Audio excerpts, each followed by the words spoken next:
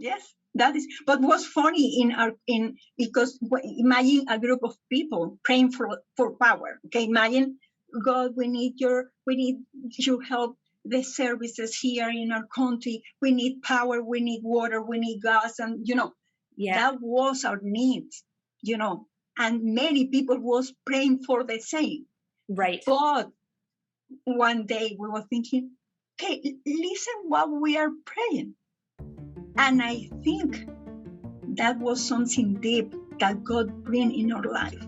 What kind of light are you asking for? Yep. What kind of change are you asking for? You want me change the external? Yes, I can. For sure, God can. Yeah. But the real change starts when I start changing.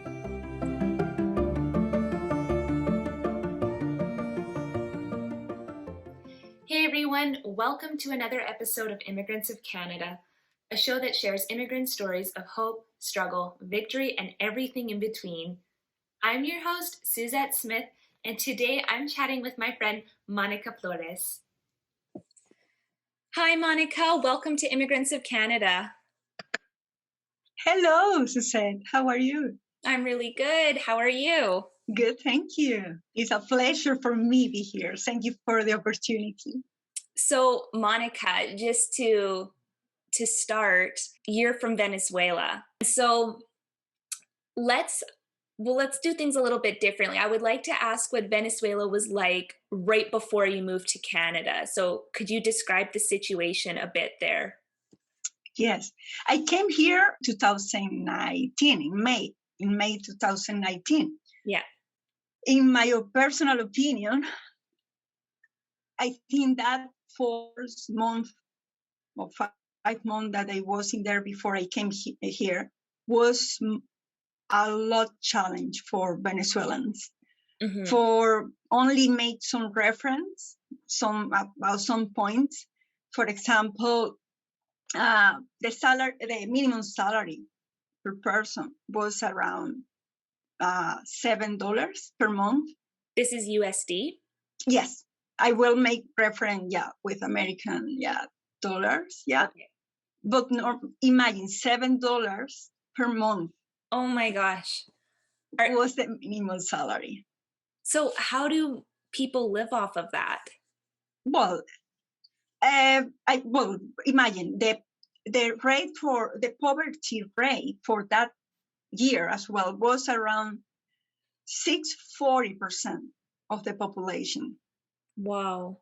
You can measure in there that is not possible, and the middle class for sure start going down because everyone was affected, but people without any kind of job or having a job and having this kind of salary, imagine how you can survive. Yeah. And that was one of the reasons for people leaving Venezuela. Okay. In that days as well. In that year, the rate for the exodus was around 2 million of people. And so Venezuela has a population of what? Right now is around 28, 29. So that's a million people. That's a pretty large amount of people that left the country. Yes, and it was in one time that this happened?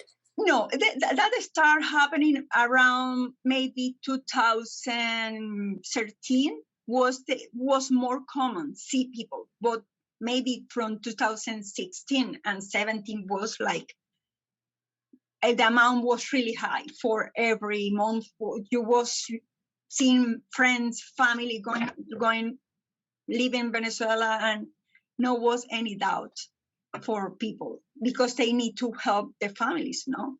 Yeah. And yes, and the other point, imagine Venezuela was having critical situation with health, the service for health, and an international organization describe Venezuela like a country with a humanitarian emergency. Imagine that many countries was looking Venezuela. You are in a difficult moment. The hospital, clinic, you can go in there, but in Venezuela we have two systems for health services, public and private. Public is belong to the government, but you can find in there the good services, or you can feel safe in there. Private, if you don't have the resources, and for sure it's really expensive, you can really handle it. You can go in there. And in that time, in 2019, many people, a lot of people was really having troubles with health. Yeah. And was a crisis, for sure, like a country. Mm-hmm. Also, for example, we had, I remember January 2019, I think was the worst crisis in the service, in public services, with electricity, for example. We having 5 days, continue 5 days without power. Oh my gosh. So like, yes, you couldn't really do anything then? No. The country paralyzed. Clinic, hospital, no was expecting any of this situation, and many people died, for sure. They was in the hospital clinics.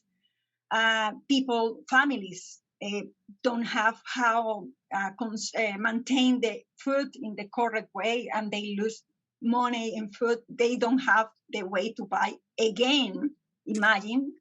And was a situation that I think we was desperate. I remember that day. I only want to say that you feel desperate. You feel when we will have power. You don't have a way to communicate because it's no power. You don't have a cell phone. You don't know how are your family. You don't know what is happening. You don't know anything. You can't even cook? No. It was possible. Oh my gosh. So that was in the capital, or was that all across the country? All the country. Wow. For sure, the capital, Caracas, because the government is in there, they have some days with power, some hours. In the 5 days, they had some kind of hour for them. Mm-hmm. But no was like regular services, and I think from that day, everything changed. I think from that day, for be honest, said, our mind changed, our life changed. We don't see the same country like we had before.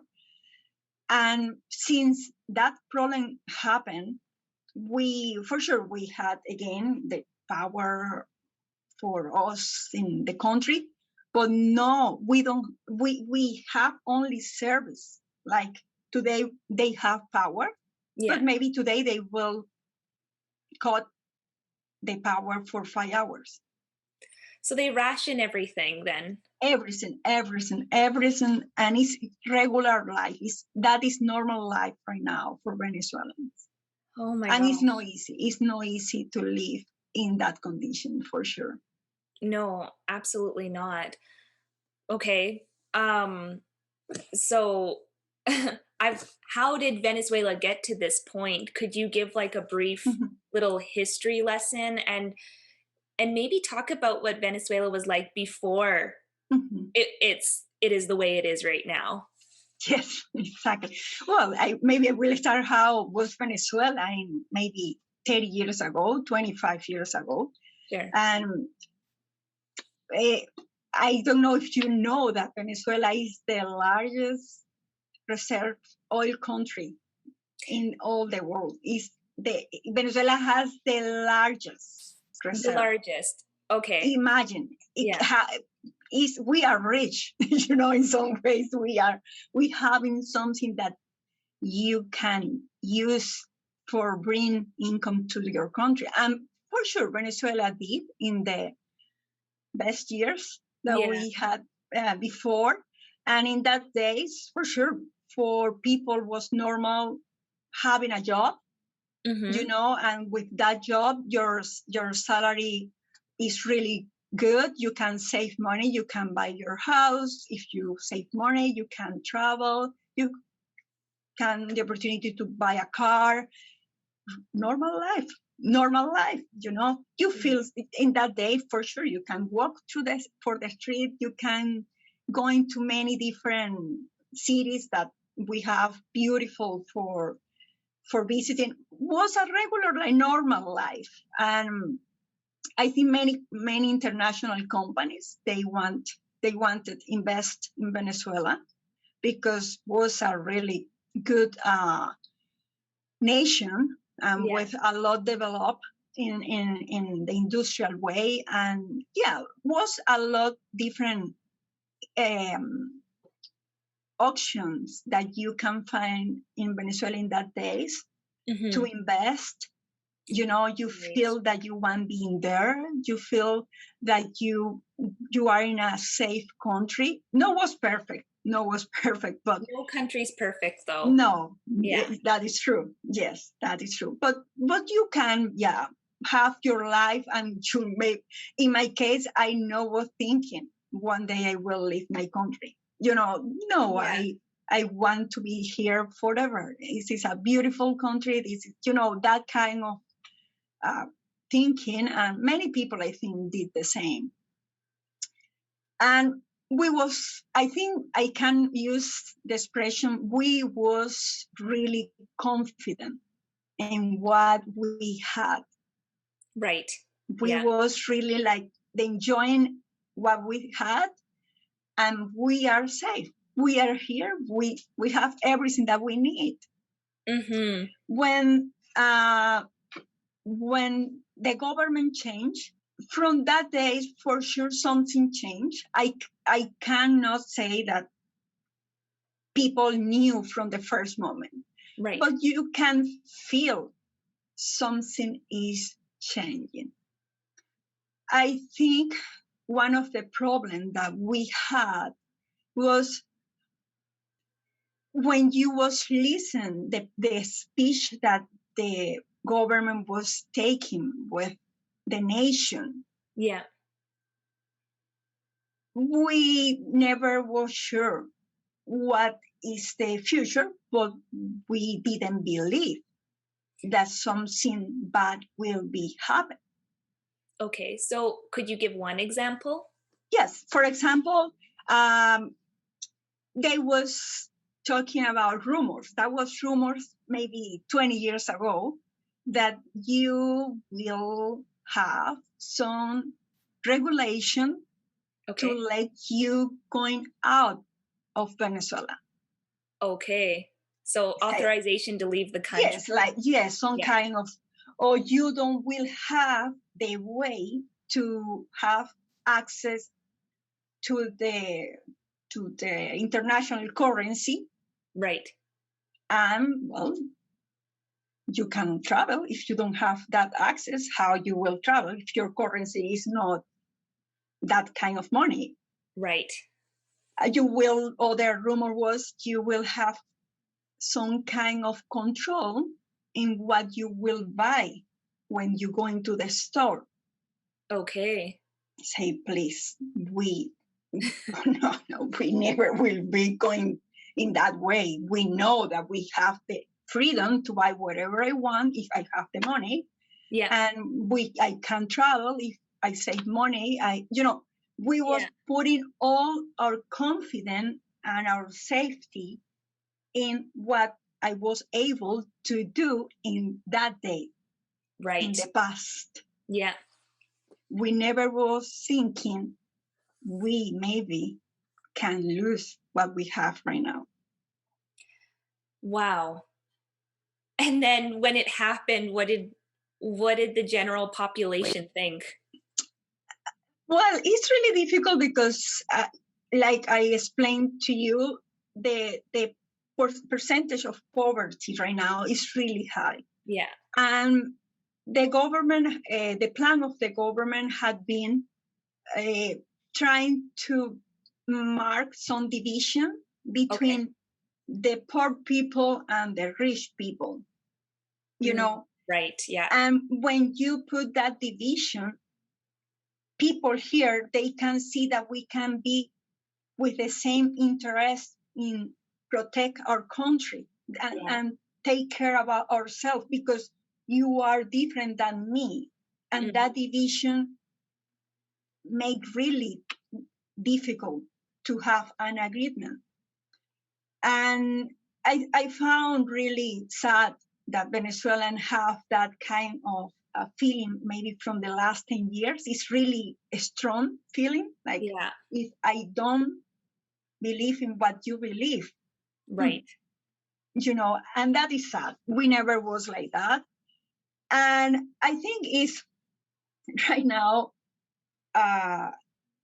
if you ask the population how we got here, how we have all this situation in our country,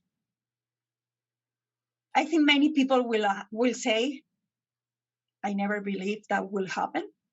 Yeah. Other people will say, well, this is, they will blame other person. They will blame whatever they want to blame. Yeah. You know, and you know what, Suzette, I learned, like a country, me, like a Venezuelan, I can say, well, we are like this because it's the government fault.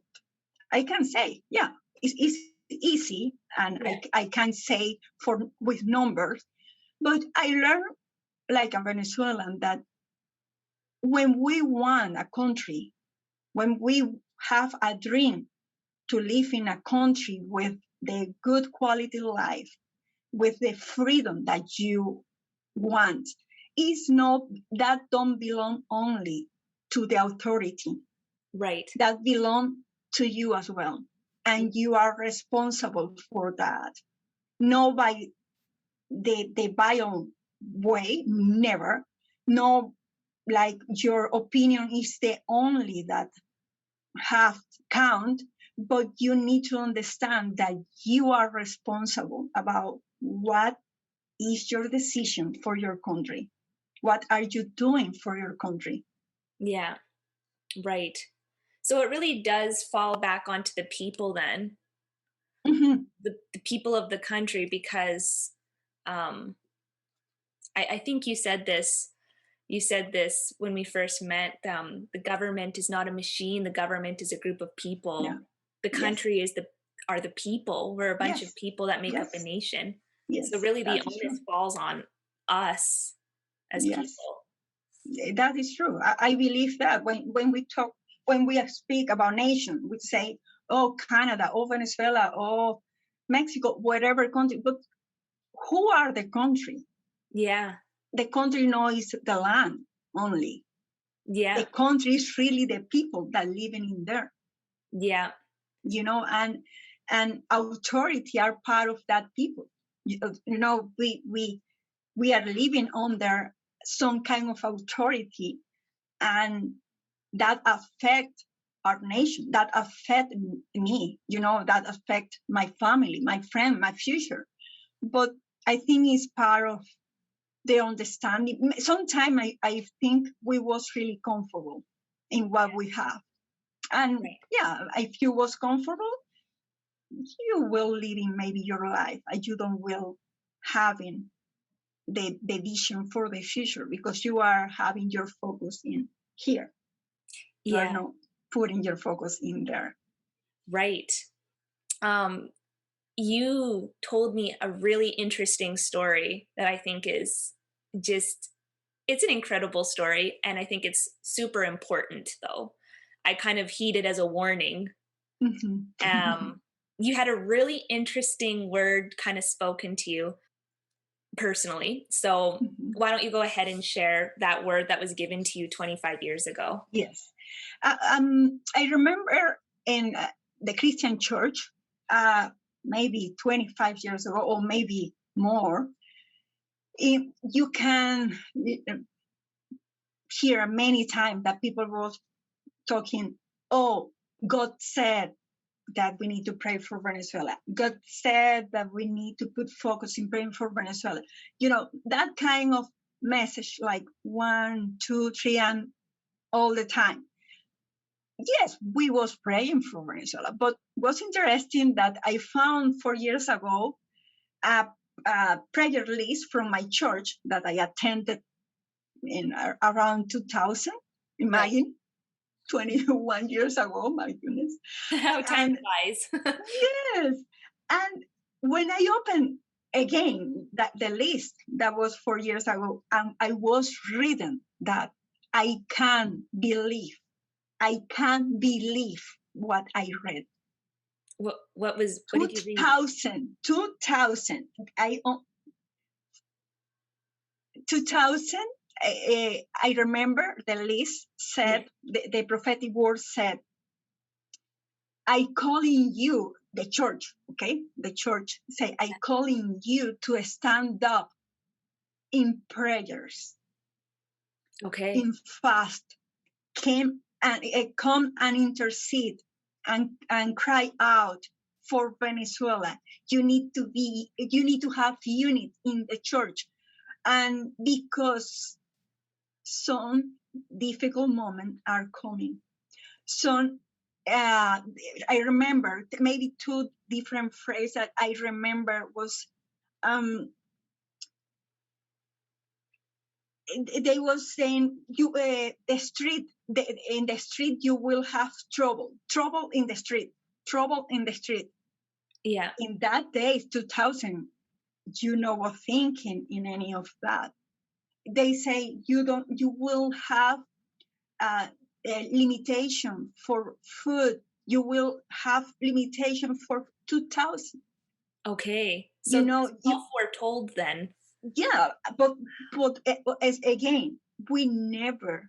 Well, we believe in God, but because that kind of reality is too far away from you for the kind of life that you are having, you find that kind of prophetic word like I don't know how that works.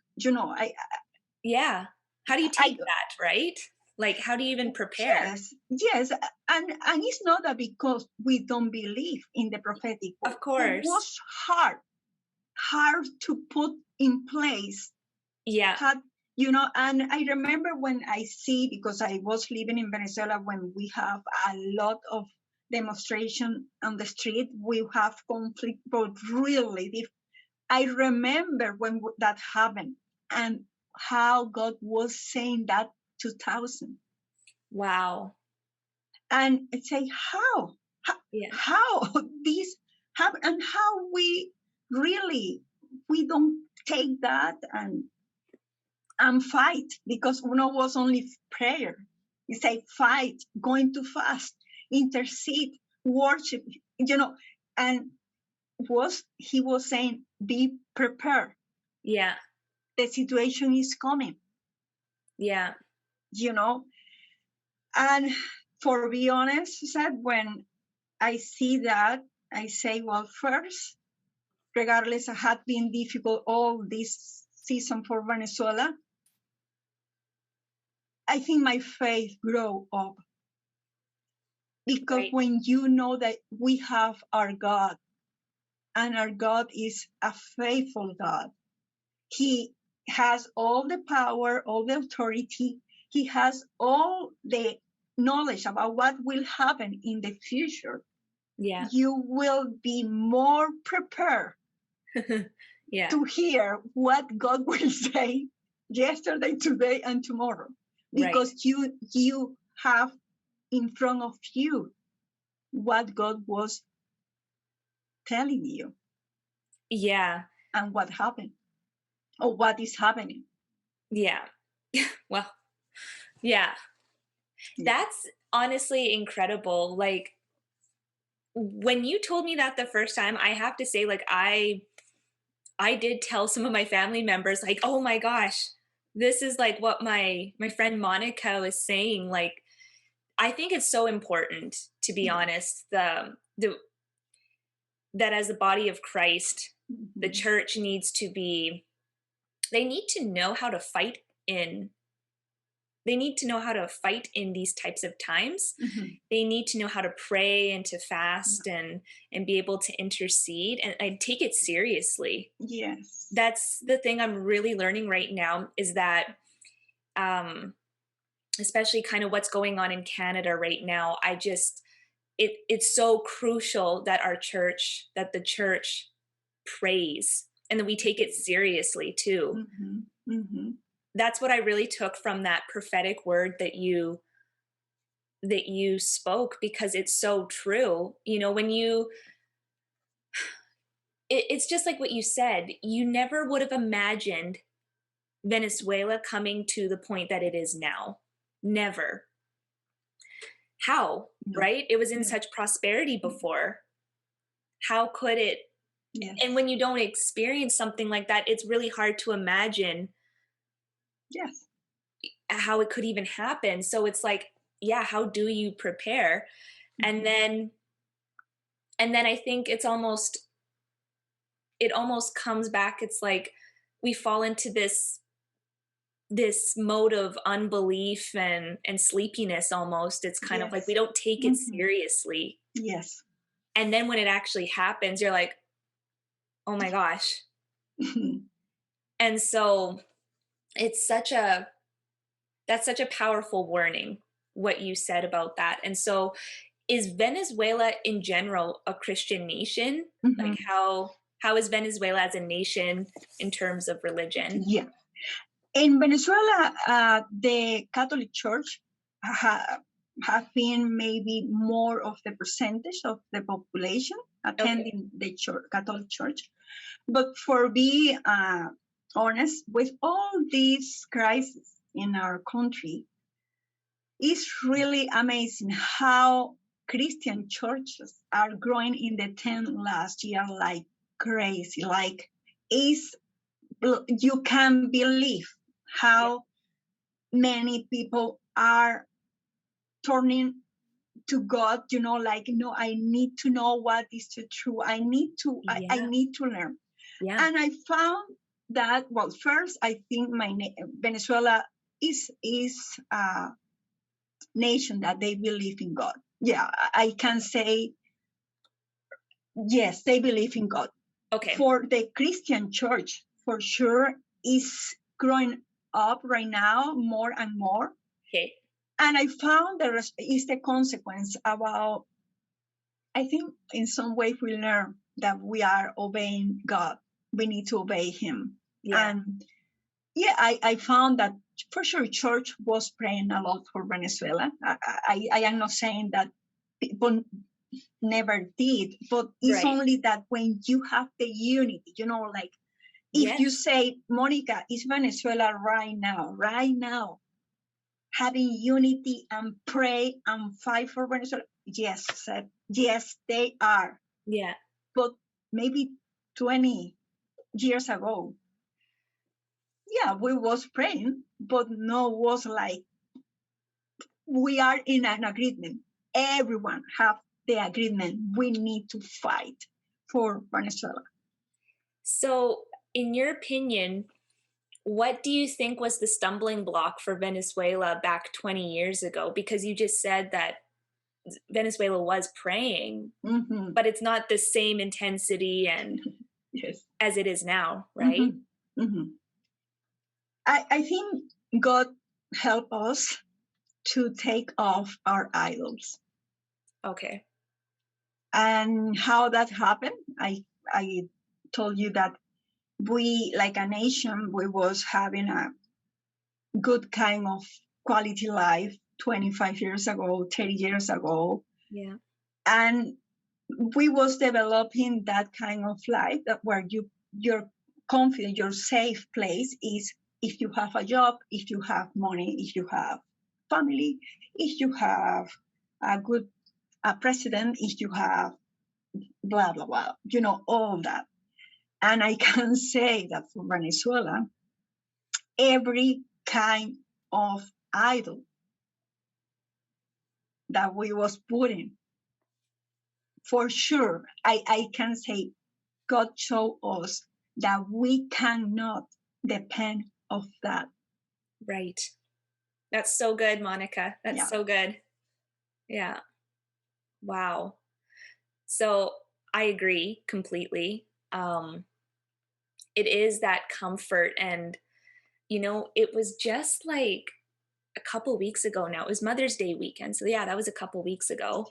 I heard a sermon, and it was basically how, as a culture, we view neediness as like as a negative thing. Like, oh, this person's being too needy, like don't come around me, or we kind of view that as a negative thing.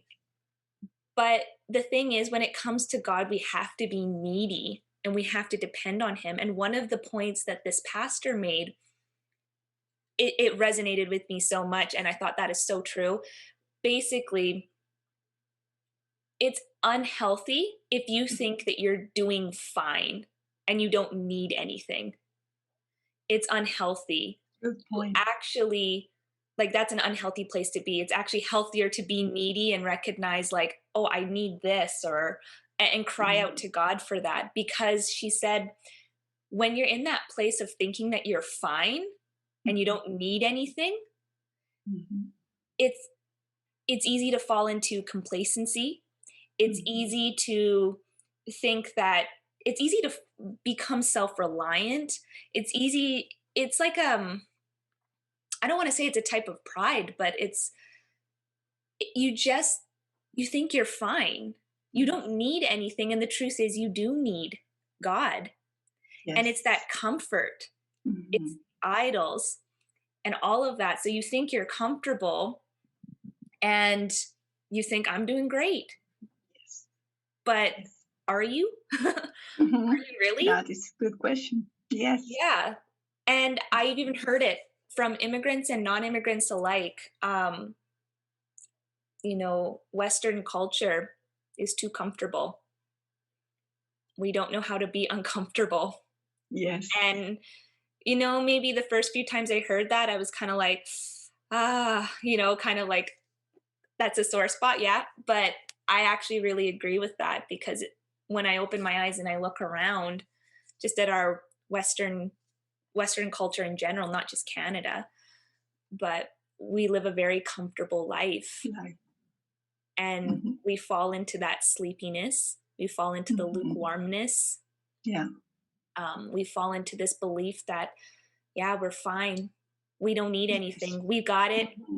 Whatever we need, we can go and take care of ourselves. Exactly. Yes. But that's just not the case. I've learned that you need Jesus.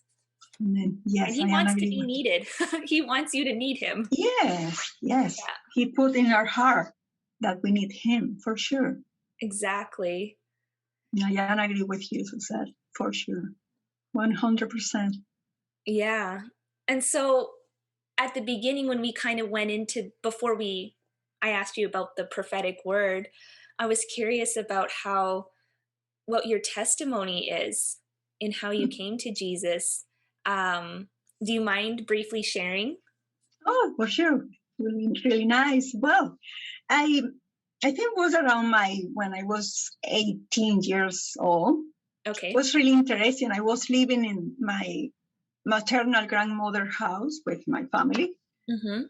But it's really interesting that in that house, for our right side, maybe a block and a half, is a largest Catholic church in our town. But a few months before, when I was 18 years old, was from my left side a small Christian church.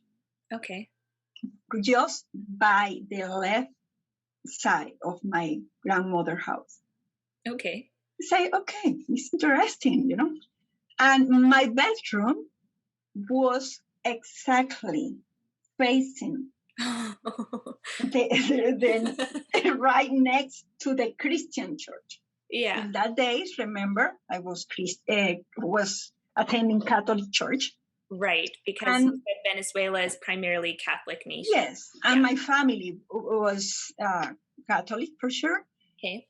And well, and every Sunday, I remember when the services started, I found that bothered me, because they make some noise.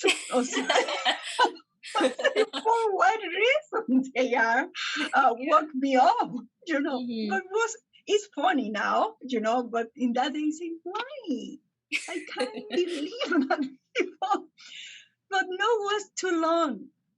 Month ago, after that is incredible. How I was listening, but no was with focus. No was my focus. No was in there, but because my bedroom is exactly by the side of the church, and every Sunday they was worshiping God. They was preaching. Maybe 6 months after they started, I learned the worship songs. Cool. And I found me in my bedroom, like singing with them. Say, what I am doing? Look like, what is that? But I think for sure was God. I totally know that was God. And when I started listening the preaching, I was more and more interested in hear what they want to say, because I found from my bedroom that the way that they share the God word was really practical. Okay. Was new every Sunday, and that was something new for me. Yeah. And for me, every Sunday I start not like this. I was starting like, no, I want to hear. I need to hear that. Yeah. It was almost a really good opportunity to know the pastor and the family of the pastor, because they was really kind people. They was all the time having good attitude with the community, always invite us, come on to the church, you're welcome. And that, put your, like, wow, something special is happening here. Yeah. But I remember for my Catholic church, they was every year in January, they have a big celebration. They expect around more than 2 million of people for that celebration. And I was working to that celebration. Yeah. Because always I was attending that. And I was asking God, because I started listening the preaching, but my heart was some kind of seed. And I was walking to the church and I say to the Lord, to God, I say, God, I know that is some kind of doubt in my heart right now. But I want, please ask you show me what is the truth. I want follow you. I was walking. I was really decide to go into the celebration again. Yeah. And I say, I want to know what is, how I can please you. What is your plan for me? Show me. She said, I can't say that was a word, was something, wow. But I was in front of the church, the Catholic church. Yeah. And it's some kind of revelation. I can express maybe with words, but some kind of, my eye was open. Yeah. And only I was looking to the sky. I say, I know what you want from me. I turn around and go back to my home. And from that day, my heart changed. Wow. From that day, I don't say that was a person, was a preaching, was, wow, some kind of sign, like, no, was between God and me. And I can't say, no, was like the next day I went to the Christian church, no, was like that. I am honest with that. But my heart changed. Yeah. And I think that is the important thing for God. It's not about religion. Right. When you put your heart in his hands, he will show you. He will show you where you want to be. Yeah. well, where you need to be for him. And I think that was the start for my life changing in all my faith way. Yeah. Wow, that's beautiful, Monica. I Thank love you. hearing that. I don't know. Thank you. I love hearing how people come to Jesus. I mean, Yeah. it warms my heart, and it's so special because each encounter, each person's experience is so unique to them. Yes. And God really knows how to push the right buttons. He really knows how to reach you in a way to get your attention. And he's just an amazing God. Yes. There's just no other word. I mean, amazing is not even a good enough word for him, but you know, in our limited language, our English, he's just awesome. Yes. In the literal sense, awesome. Yes. Yeah, that is beautiful though. So, you know, to kind of bring back from that,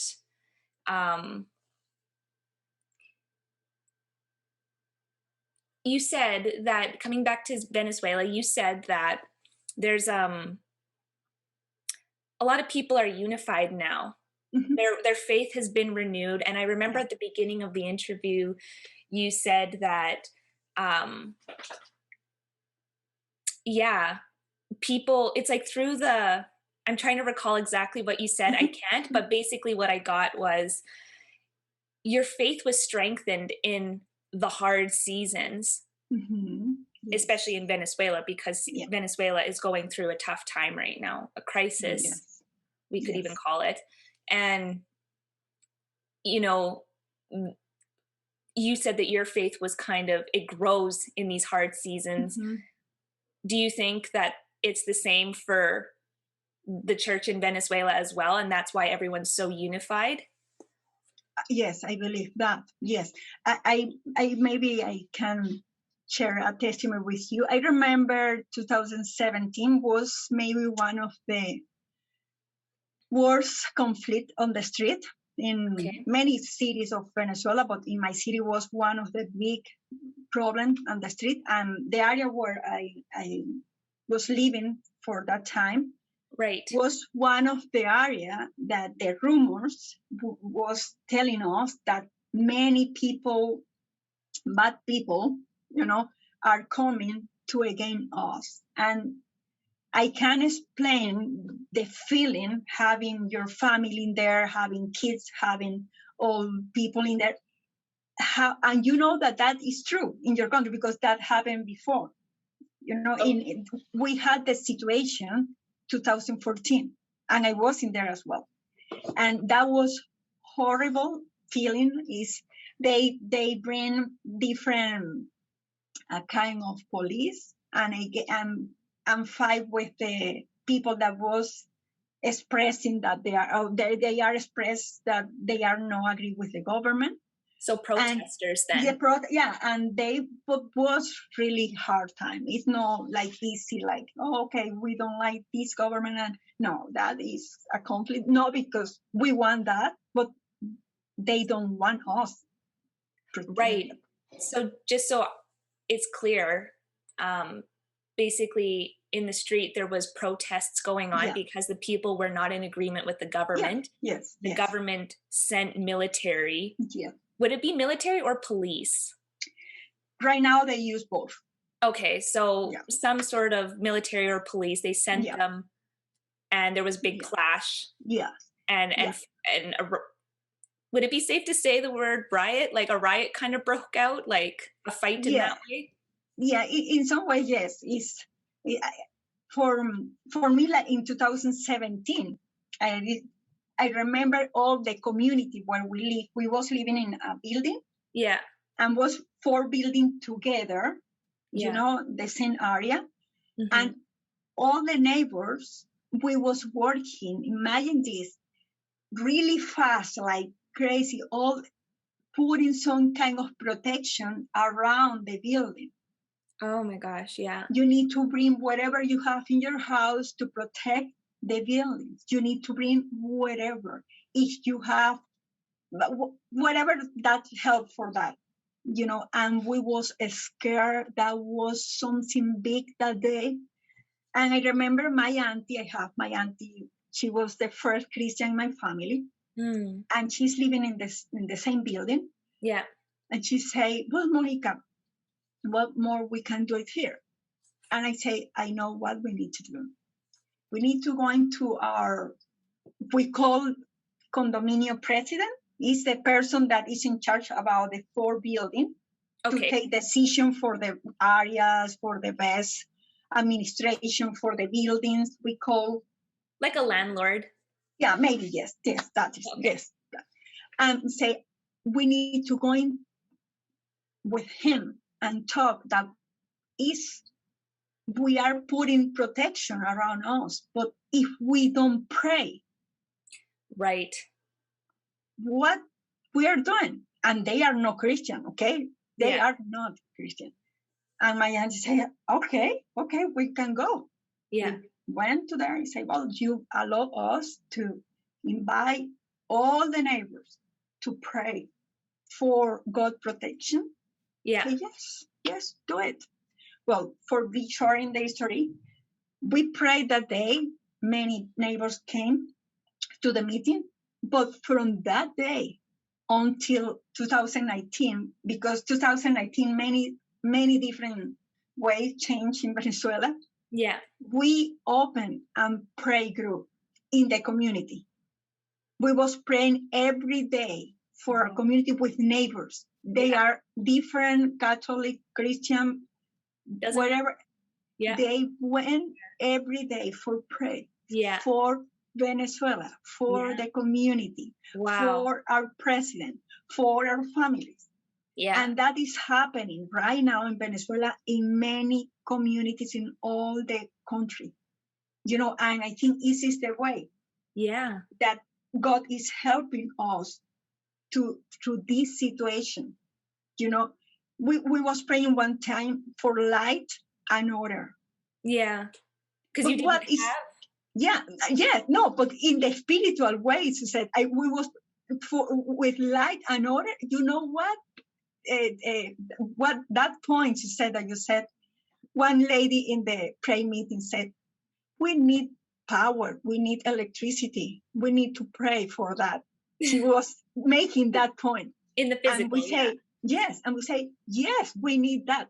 But we was talking with her and say, but what do you think God is telling us about as well, about power and light? What we want us? We want this kind of light? Right. We want this kind of light? That is not enough for our life. Yeah. This transition, we need His light and His order.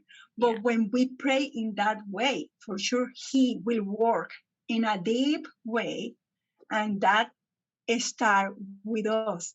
That don't start with the authority. People maybe think, if this authority, we can remove, Venezuela will be this beautiful country again. Yeah. You know what? Maybe we can change our authority. But if we don't change, it's not any kind of authority that we can have in our life or in our country to live in the kind of life that God wants for us. Wow. That is powerful. And it's so true. Yeah. You're right. That is the power of prayer. Yeah. And it doesn't matter if you're Catholic or Christian. No. You need to bring prayer together. People just need to come together, just like you said, and praying for, like, you basically called me out. It was like not just the physical light of the electricity and the water, but you were actually referring to spiritual light, so God's light and His living water. Mm-hmm. Yes. That is. But what's funny because imagine a group of people praying for power. Okay, imagine, God, we need your help the services here in our country. We need power, we need water, we need gas, and that was our needs, and many people was praying for the same. Right. But one day we were thinking, okay, listen what we are praying. And I think that was something deep that God bring in our life. What kind of light are you asking for? Yep. What kind of change are you asking for? You want me change the external? Yes, I can. For sure, God can. Yeah. But the real change start when I start changing. Yes. Because I will affect my own life. I will affect my family. I will affect my job. I will affect my community. I will affect everything is around me. Imagine every person doing the correct thing. Mm-hmm. We will affect in the best way our country. And I think this is the grand lesson for us in Venezuela. We was putting many years in the way that, because the government, and God say, well, when you stop saying that, I am here, Yeah. Yeah. And I think God one is, no, I am here with you. I am here and I am expecting change. Yes, but I am expecting first your change. Yeah. Exactly. What's coming to mind too? In 2018, I read, I don't know if you're familiar with Jordan Peterson. Yes. He came out with a book back in 2018, or maybe it was the tail end of 2017. What around that time? It's called 12 Rules for Life. And one of the things he mentions, he says that, before you start looking on the outside and you start criticizing the world, clean your house first. Clean your house. So as you're saying this to me, I'm just like kind of recalling that point from the book is like, clean your own house first, clean your own house. And then, you can look out, but it's true. We need God to change our hearts first. Yes. First, our hearts. When we're changed, then situations can turn around. Amen. Yes. Amen. Amen. Yes. And so, Monica, to just wrap up, what kind of words of encouragement or wisdom would you pass along to fellow Canadians after all that you said? Because I really feel like this conversation, just everything was important. He who has ears, let him hear, right? So what would you say? What would be some, wisdom that you would impart to us? Well, first, thank you for the question, because it's a good way to share with you and every person that can watch the video. I will maybe say this. In February this year, I was in a time worship. And I know, for be honest, I was thinking in some kind of a specific prayer for Canada. I was thinking in that moment. But I think this is a time that I can share this.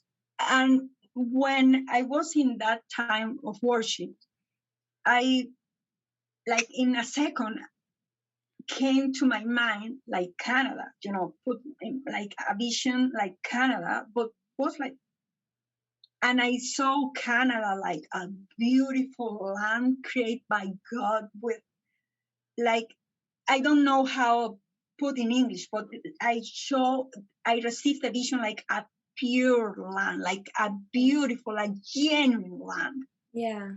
But when I saw in my vision what purity was really beautiful, was like a clean land, my heart started broken and I started crying. Oh. And the end of the vision was seeing Canada like a little girl. Oh, okay. And I think what mean that? What is this vision? I know for sure, but today I can say, if I took the vision like a little girl Yeah. and put in context with God, okay, maybe I will share this with people that we believe in God and we want the best for Canada.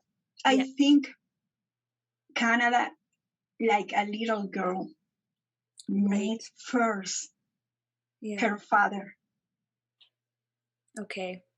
When we need our father, we can be sure that we will be protected by him. Oh. When we know our father, we know who has our identity.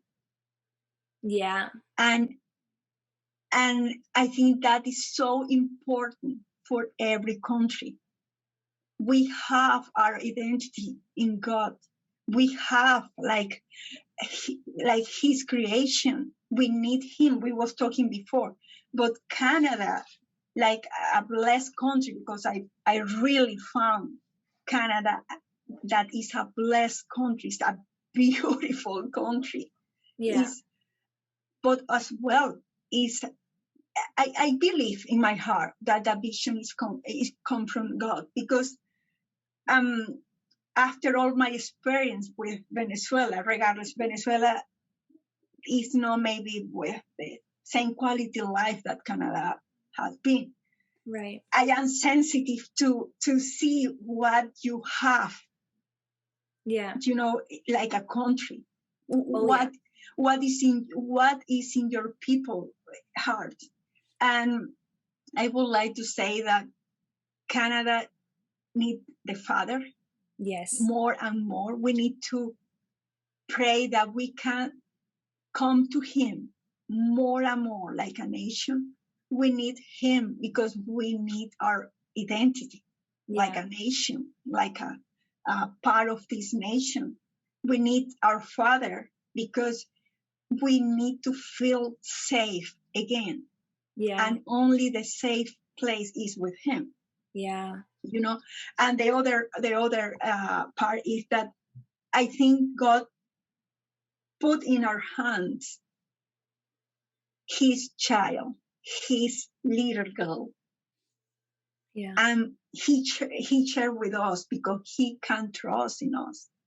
But we need to be obedient and responsible to do what we need to do, whatever is the area that I am doing for this country.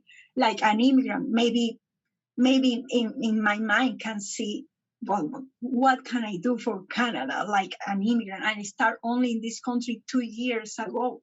Yeah. What can impact this country? Well, first with my prayers, but also if I bring to this country the God values, and I can live in here, sharing with others the God values, I think I can impact this country. It's not about me. It's not about Monica living in Venezuela and now it's in Canada. It's not about me. Yeah. But if I can be here and be part of all of you that believe in God, and we can share with others that Canada is a beautiful country and has a beautiful Father, we are impacting this land. Wow. Thank you for sharing that, Monica. I think that's really necessary for us to hear because, I mean, I know I felt like this, especially in the last few years. And I suspect many other Canadians as well, especially just kind of what's going on in Canada right now. I think that there's many people that they feel heartbroken for our country right now. Mm-hmm. Because I'm just going to say this bluntly, like, Canada has changed. It is not what it was when I grew up. It has changed, and I can see that clear as day now. And I mean, better late than never, right? But there are times, and I suspect many other Canadians may feel this way, you kind of think like, oh my gosh, like you just feel so heartbroken for the country. You Yeah. feel, what can we do? You feel so helpless. You feel, you just see this path that the country's going down, and you're like, oh my gosh, like, Mhm. Mhm. no, Yeah. stop. But what you just said right now, I think is so inspirational, and it's is what we need to hear to build us back up, because I personally believe, yeah, God has us here for a reason. You know, Mhm. we're in Canada for a reason. This is, you're right, this is a beautiful country. I've always believed Yes. Canada was a beautiful country. I had a personal revelation of this in my early 20s. Um, yeah, and basically I've been able to travel around a lot. And, you know, there was a time where I thought it might be interesting to live in a different country. But when I Yeah. thought about Canada at the end of the day, I was just like, you know what? Actually, Canada has so much to offer. Why would I want to give that up? Mhm. Canada is clean. It is safe. Um, it's got opportunity. It's big. It's founded on biblical principles. Like it's just, it has so much going for it. And yeah, we're going through hardship right now. And yeah, we see we see not good things happening in Canada right now, and it's discouraging. But what you just said, I think, was so important, and we need to be reminded of that. Us Canadians need to be reminded that Canada is still worth fighting for. It's still this pure place. Mhm. We need to turn to our Heavenly Father. Amen. So thank you Yes. for sharing that. And thank you, Monica, for being on the show and sharing your experience. I feel like this was very uplifting. No. Thank you to you, Suzette. I enjoy it. Thank you for the opportunity, and for being honest. It's really a pleasure, like an immigrant has this kind of conversation. I feel welcome through this program, and I am thankful for all that you are doing for talk with different people that came to this country. Thank you, and I hope that you keep it going. You are doing really well, and God bless you in every way. Thank you. Hey everyone, thanks for watching. If you really enjoyed listening to this story, make sure you give this video a thumbs up and subscribe to this channel. Immigrants of Canada is a show that is financially funded by amazing people like you. So if you really enjoy listening to these stories and you want to support the show financially, please visit www.immigrantofcanada.com/donate, or for $5 a month, you can support the show on Patreon. I'll just leave those links in the description box below. That's it, that's all. Thanks, and we'll see you in the next episode.